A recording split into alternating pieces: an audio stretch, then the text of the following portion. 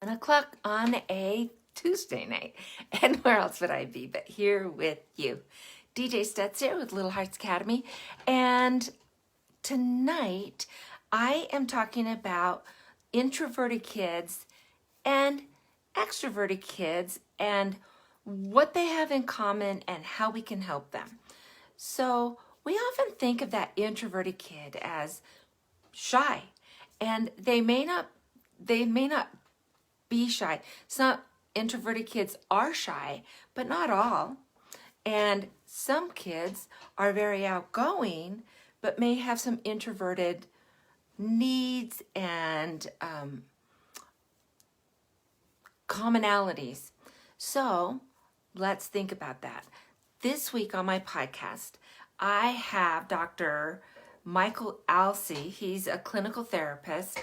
And what I really love about his work is that not only does he do all of this, therapist stuff, he does it in connection with a school of music.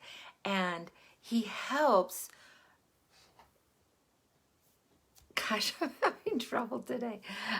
He helps musicians and performers in all kinds of the realms of the arts, and he helps them through their own introversion, their nervousness, stage fright, all of that stuff. He's written a book. He has a column. He's been expert on, it's the end of the day. It was a long day. Anyway, he was an expert in many publications, and so I really want you to listen to him. Whoa, what a kind guy. Like, if you listen to it, you just feel his concern for other people, his acceptance of where you are and, where you can go, and in recognizing your own needs and taking care of them and not making yourself so that you've stretched so thin that you can't manage. So we see this with little guys a lot, right? They get stretched to the point where they can't manage and they have the meltdown. And so that could happen when a kid's extra tired and you've picked him up from school and we go straight to the grocery store or the Target or wherever it is that we've got to go. We run all these errands. Maybe it's they're going to Big Brother's basketball or, Big Sister's, dance or volleyball or whatever it is that's going on. And it might not be, you think, oh, they're tired or whatever. It might be that they're just overstimulated and they have that need for quiet and peace and to settle back. And I just love the way that Michael talks about these things and explains it so clearly. It's just really a great thing. And so you might be surprised to learn that I am rather extroverted, but there are times, not often though, I'll let you, I am pretty extroverted. But even with that, I do have times where I just need to be alone. And I need to either do a little praying or meditation or spend time in scriptures or maybe just listening to some calm music or fun music. Got to tell you, 70s rocks is where it is.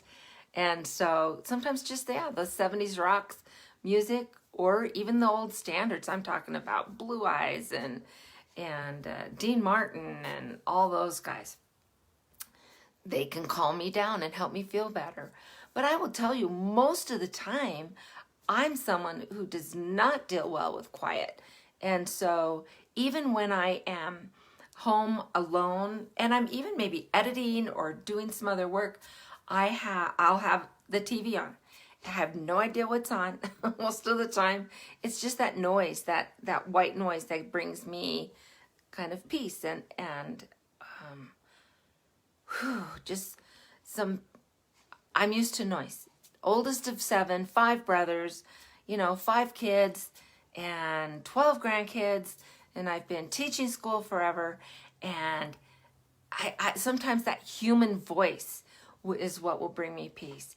Your kids will have their own individual thing, whether they need that white noise to help them through, or maybe they need to be outside and to breathe.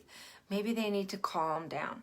One of the things, and we talked about this a little bit in my podcast, was my son-in-law, Peter, and he's just so good with the kids. But what I really like is when I've watched him deal with, they've got 2 little kids, and deal with a child who is just really enraged, doing their thing and saying, wow, you need to calm down, and you need to, take some breaths. So I can help you calm down. If you want me to stay with you while you calm down, that's fine. Or if you want to be alone, you can go over, I forget what they call it. It's kind of like a cozy corner or quiet place or whatever. I forget what they call it, but it's, a little spot in there.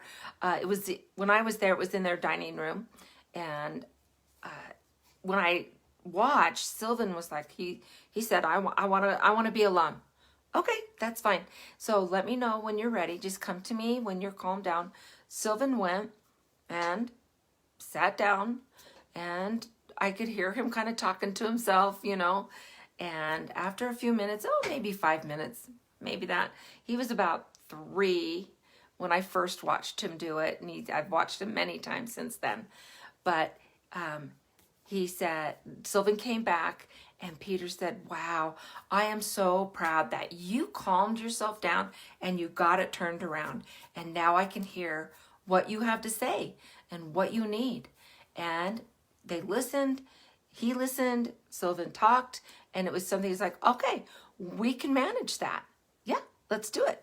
And I loved that. And that's such a great way to recognize that sometimes your kids just need to have that time. Too much is coming on to them. And some kids are more tolerant of noise and people and things. Other kids are less tolerant of noise and people and things. And so you need to know your kids and then help them find where they need to be for their peace and their quiet. So you might have a cozy corner, and that's never a place of punishment, right? You're being naughty, you go to the cozy corner. No, that's not what it is. So it might be, do you want to go to the cozy corner, or do you want to sit here with me while you calm down? But they're getting choices in where they're going, and that alone will help them generally. And then respect that. If they say, I want to be in my room, perfectly fine. Let me know when you're ready, and I'll be here. And sometimes they may want to just curl up in your lap, and it could be the same child. One moment he's off in his room, and the next moment he wants to be in your lap, and maybe listening to a story or having you sing a familiar song that helps them calm down, whatever it is. But be paying real attention to that. So when you've got a little one that is super, shy or super introverted, maybe they are very insecure in new situations, in new atmospheres and environments, honor that. That's fine. Don't try to push them into it. I actually made that mistake with my son Shiloh, and we were up at a family reunion, and the kids were off having fun, and he kind of wanted to stand back and watch, and he was a little nervous about what was going on. There were a lot like sheep and farm animals, and which is hysterical because he's got all those things now. But he, and I was really pushing him, and I really wanted him to get to know these cousins, and I know I handled it poorly, and So now I look back on that and he's fine, you know, everything's fine, but I feel bad that I pushed him when he really needed to sit back and assess the situation a little longer. Give your kids time to do that when they're in a situation. Don't push them to the door or out the door or into a group. So you might have a child that's at a birthday party, and some kids are like, bye mom, see you later, you know, and they're fine. Other kids are like, ooh, this is different. I'm not sure how I'm supposed to behave. I'm not sure if I like everybody that's here, or this is a different house. I've never been to this house. And so you might, you know, need to let them warm up, sit back, watch what's going on. And they may just be happy to stay that way. It doesn't mean they're not having a good time. They may just want to sit and enjoy watching the other kids, right? And that's a good time for them. And that's okay, right? That's okay. It's funny. So we've talked about, I'm super, super extroverted, and my husband is super, super introverted. And we do pretty well together. But it's funny, when he was growing up, he really enjoyed being around those extroverted kids, and he'd just sit back and watch the show, right? And he really enjoyed that. He didn't want to be the center of attention. He didn't want to participate necessarily in everything. He just liked sitting back and being there, enjoying the camaraderie, and watching everyone else make fools of themselves. And that's fine too. So take the lead of your child. Know your child well enough. You should be able to pick up on some signs that they're starting to get nervous. Maybe they've hit their limit, and it's okay. They don't have to stay for the whole party, or they don't have to stay for, you know, whatever it is that you're at. Or maybe you're at grandma's house, it's Thanksgiving or the 4th of July or something, and you're with friends, and they've been fine, and now you're seeing that they have hit their limit. It doesn't necessarily mean you need to leave, but it does mean that you probably need to find a place where just you and the child can go and sit down and just talk about that. And it doesn't mean that they're necessarily upset, but that's coming down the road if you don't assess it. But you can sit with them and say, hey, how are you doing? And maybe say, do you want to talk, or do we want to just sit here and be quiet? They'll tell you. Take their lead, right? And that's great. And they may hit a time that they're, okay, I'm ready to go back. Okay, let's go back. And so just be aware that it's not just we stay or we go. There are some other options that are in there for you, for your kid and yourself. Of course, if you're introverted and you're looking for an excuse to go, that's a real good one. Johnny's hit his limit. And so we really need to go. And people will generally understand that. So think of the different ways that you can really look at your child and understand that even the extroverted child may need that time to calm down, take a breath. It's just too much stimulation. And oftentimes when a kid will overreact or have a meltdown or whatever, really assess, are they tired? Are they overstimulated? Do they need to eat? Do they need to all of those? But take that need to have some quietness, some alone time as maybe one of the possible causes of a temper tantrum or a meltdown. So I hope this is kind of helpful to you. And I love the podcast. I hope that you will go and listen to it. It's great. It really is. And I am so excited with having that opportunity to talk with Michael Alcee. I would love to do some more stuff with him. We've talked about it a little bit, about him coming back maybe during the summer or at the end of summer. So we've got some things in the works. He's worth it. He's worth listening to. He's fantastic. So I hope you'll go and listen to that. In the meantime, I also wanted to let you know that, hey Raylene, how you doing? I also wanted to let you know that parent-teacher conferences are coming up. And I know that I'm doing mine this week, at the end of this week. And most schools will do them in March or April. If you have conferences, but it goes beyond just conferences. How do you have a good conversation with a teacher before or after school? What are the kinds of things that a teacher really needs to know? It doesn't have to be the formal conference. It can be whatever kind of a conversation you're having with your teacher. It could be on the phone, it could be an email, whatever it is. We go over this in a workshop that's available at Little Hearts Academy. So that's www.littleheartsacademyusa.com. And you will be able to find the workshop. Right now, it's free. It won't be that way forever. But for the next month or two, we're going to have it for free for you guys. So you'll be able to download a,